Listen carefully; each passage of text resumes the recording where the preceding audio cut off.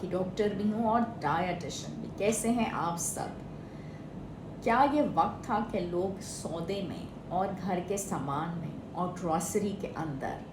चीनी, दाल, आटा, नमक, तेल ये चीज़ें लाते थे, लेकिन अब तो मैं ये देख रही हूँ कि लोगों ने ग्रॉसरी के अंदर वेट लॉस इंजेक्शन्स लाने शुरू कर दिए हैं और मशहूर ज़माना ओज़ेम्पिक इस तरीके से इस्तेमाल हो रहा है कि क्या कहने। मज़े की बात यह है कि ना कोई डॉक्टर की प्रिस्क्रिप्शन है,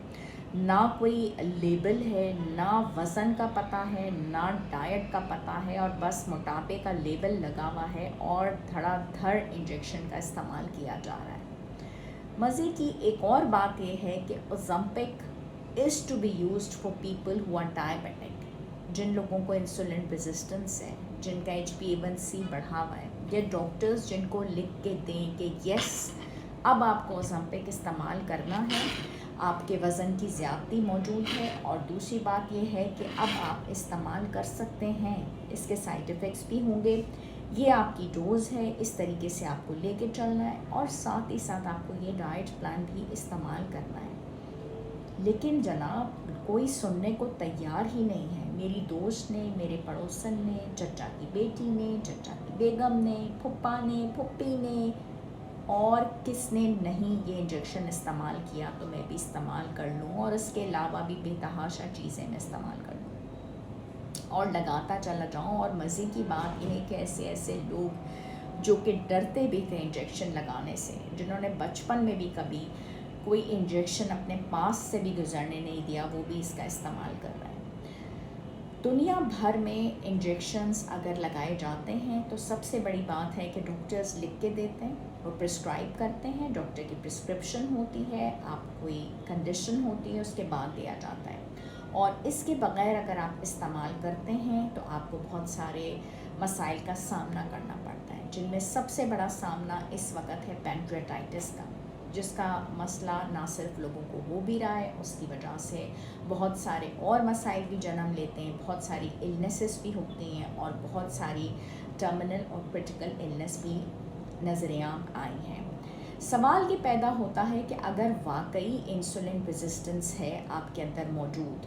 तो आप कुछ ऐसा कर सकते हैं अपनी डाइट के अंदर, इस्तेमाल कर सकते हैं खुराक के अंदर, और एक्सरसाइज कर सकते हैं, लेकिन जनाब आप तो अपना लाइफस्टाइल चेंज करने को तैयार ही नहीं है। बिलफर्ज 12 हफ्ते आपने इतना ये महंगा नुस्खा इस्तेमाल किया, जी जनाब महंगा नुस्खा ही है, आपको मतली भी हो रही है, आपको नौजिया भी हो रहा है, रिज़ल्ट आया या नहीं आया, लेकिन आपने चेंज नहीं किया अपना लाइफस्टाइल, और उसके बाद जब आपने इस सिलसिले को छोड़ दिया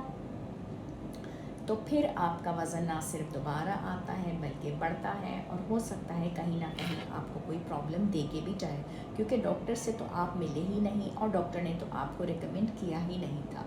इंसुलिन रेजिस्टेंस से ही अगर आप बचना चाहते हैं तो मेथी दाने का आप इस्तेमाल कर सकते हैं, आप बादाम का इस्तेमाल कर सकते थे, मैग्नीशियम के अंदर आप आंवले के जूस का भी इस्तेमाल कर सकते थे, लेकिन आपने नहीं किया। और दूसरी बात यह है कि दाल मूंग का आप इस्तेमाल करते, आप दालचीनी का कहवा इस्तेमाल करते हैं। बात यह है कि इस इंजेक्शन के ज़रिए ऑफ कोर्स आपकी एपिटाइट कम होती है, लेकिन एपिटाइट को कम करने के लिए आप पानी का, कहवे का, एक्सरसाइज का, स्ट्रेस को दूर करने का बहुत सारे तरीक़ों का इस्तेमाल कर सकते थे, जो कि आपने नहीं किया, और अपने लाइफस्टाइल को चेंज नहीं किया, एक्सरसाइज को चेंज नहीं किया इस तरीके से कि आप उसको ऐड नहीं कर सके अपने टाइम टेबल में, और आप चले गए डायरेक्टली इंजेक्शन को इस्तेमाल करने के लिए। उसको इस्तेमाल करने में आपने ये नहीं सोचा कि इसके जो नुकसानात आपको हो सकते हैं, एसिडिटी की शिकायत, रिफ्लक्स की शिकायत, आपका पैनक्रियास इसकी वजह से इन्फ्लेम्ड हो सकता है,